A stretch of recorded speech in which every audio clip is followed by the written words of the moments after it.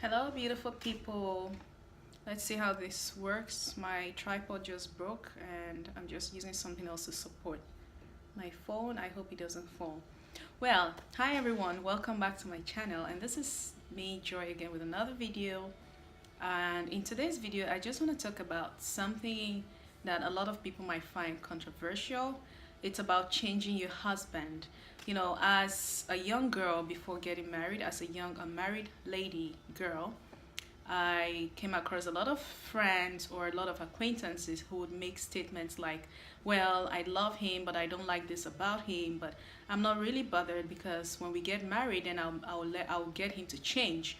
For instance, maybe they would like a man because he was God fearing and he knew God, but then he had a bad habit of drinking. And then because they will be so carried away by the fact that this man is God fearing. So they'll be like, well, since he's God fearing, I don't really have to bother about his drinking habit because when we get married, then I can make him change, I can make him change. Or some would be like, well, he's decent, but he's not really God fearing, but I can still go ahead and get married to him. And after we're married, I can go ahead and change him to be who I want him to be. And yet others will be like, well, he's God fearing, he doesn't have any bad habits, but I don't like the way he dresses. But when we get married, I'll make him change.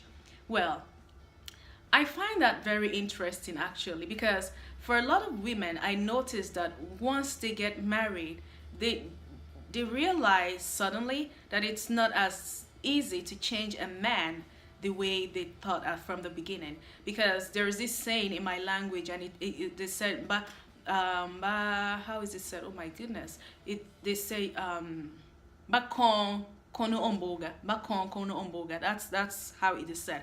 And what that literally means is that you cannot bend a dry stick. Like if you want to bend a stick, like practically if you want to bend a stick, it has to be very resilient for you to be able to bend it. But once it is dry, you will not be able to bend it again. So you trying to bend an adult is just like trying to bend a dry stick, so to speak. Well, so personally, I have experienced it. I haven't been married for such a long time, but in my short years of getting married to my husband, I have also experienced this kind of situations where I would tell my husband to do something. Maybe I didn't like the way he was doing this, or the way he was like using the toothpaste, or the way I want him to help more in the kitchen, for instance, or maybe I want him to help more with the house chores. I've tried that. I have tried to change him. I have tried to make him do those. Oh my god, please excuse me. Oh my god, sorry guys, I think I'm having, I don't know if it's allergies, because I never had this when I was in Nigeria, I never had this when I was in Mexico, but all of a sudden spring is here in the US and I'm sneezing every day. Well, let's go back to it. So personally, as I was saying, personally I have experienced it in so many ways. I have tried to get my husband to do things the way I want him to do them, and exactly when I want him to do them. And I have failed woefully, like in everything I have tried to make him do, I have failed. I have tried to make him help me in the kitchen. It failed. Like he would help me when he wanted to help me, not when I wanted him to help me. And I've tried to make him help with the house chores. I have tried to talk him into it and nag him into it and order him into it. It has not worked. I have tried so many, to make him do so many things. It hasn't worked. And why didn't it work? Well, I think I've realized the reason why it didn't work.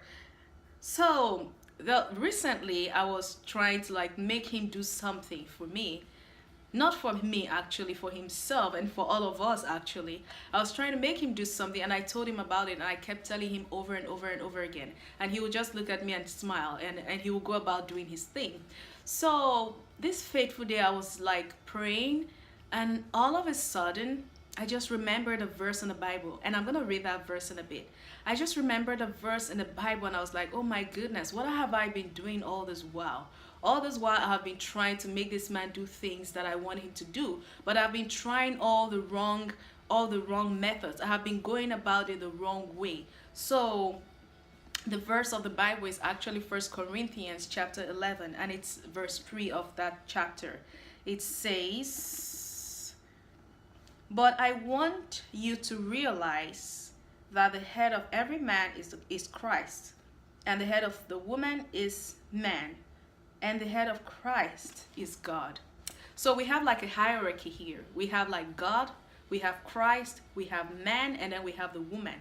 I know this is a very controversial topic, like I said from the beginning. A lot of women don't want to hear that they're like below the man. They don't want to hear. They want you to tell them that they're on the same level with the man. But I don't want to get into like all the feminists ideas and all of that. I'm using like the word of God and what God says. We serve a God who is very orderly. He's very orderly. Like I was reading the book, I think it was the book of Leviticus, and the way God was giving Moses and Aaron the measurements of the tabernacle, the way he went into details, and I was like, oh my goodness, we serve a God of details. He wants everything to be in order. He wants everything to be like orderly. So that is how he has created like the home. We have Jesus Christ first, we have God, we have Jesus, we have the man, and then we have the woman. So according to God's hierarchy, Jesus takes orders from God. The man takes orders from Jesus Christ. And then the woman takes orders from who? From the man.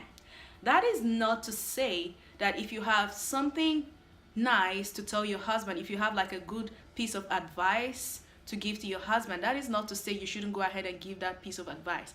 But the thing is, some women go about it the wrong way.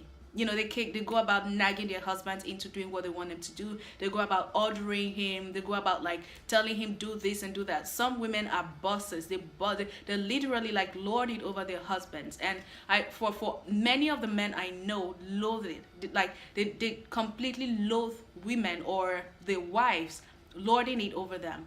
So like I was saying, or as I was saying rather, this verse came to my mind and I was like, I have been getting this thing all wrong all this while. So when I remember that verse, I immediately spoke to God about it. I just told God, I was like, if I do the things, if my husband tells me to do something as his wife, something that is good, and I do it because, you know, I'm his wife, then he should also be able to take orders from you because you are his head. God is the head of Christ, Christ is the head of the man, and the man is the head of the woman. So if I'm able to obey my husband, then my husband should be able to obey Christ. So when I remember that verse, I prayed and told God, you are his head. If I tell him to do something and he doesn't do it, he will definitely obey you because you are his head. So this is what I want him to do, and I know it is good for him. So I went ahead and told God to please go ahead and touch my husband's heart so that he will see the good in this and decide to do it. All of a sudden, like I think it was like 3 weeks later, my husband started doing that which I was praying for. And I didn't even like remember it, like for a long time, for like a week, it didn't occur to me until one day I was like, you know, I think I was someone was preaching about the little things. I think it was even my husband that was talking about the little things, how God answers like even little prayers and all of that, even like things we don't even think are worth praying for. When we pray for them, God answers us. And I suddenly remembered, I was like, oh my goodness, that is true. I actually prayed for God to change my husband in this area. Because I had been telling him about it and he would not even budge. But immediately I prayed about it. It took like 3 weeks, but then I saw the result, you know. So I was like, this is what I should start doing. So I was like, in everything, whatever it is I want my husband to do, I'm going to start praying about it because I have seen, I saw the hand of God in that. So that is basically what I wanted to come and share with you guys. Maybe you have been trying for your husband to change in one area or the other and he's still like not paying attention to you.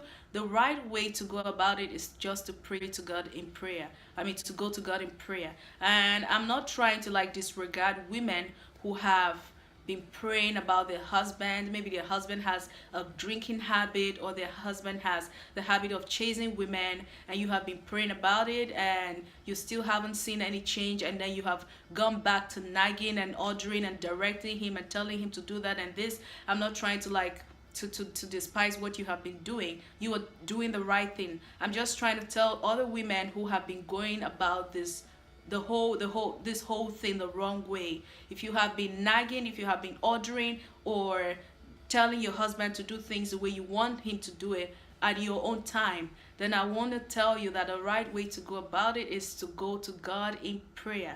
And I promise you, if you are consistent, if you're consistent and you don't stop, you suddenly see a change in him. We see a lot of good marriages, we see a lot of bad marriages. What is the difference? The difference is that in good marriages, the couple involved have God heading their marriage. They have like they have acknowledged God as the head of their family, and there is no one is usurping authority. The woman is not trying to take authority over the man, and the man is not trying to be like the demigod in the marriage. He takes his authority, he takes his orders from Christ, you know. So that's all I want to come here and share. And if you have been married for a long time and you have any comment about this video or about this blog, please go ahead and leave your comments below. And thanks for watching. And if you have not subscribed, please go ahead and click the subscribe button. It is right there. And I will see you. Well, before I go, if you want me to make like any more videos about marriage, about relationship, just let me know, about long relationships especially, because my husband and I were in like a long relationship twice. Once when we were unmarried, and then the second time when we were already married. So have you subscribed yet? Okay, ciao.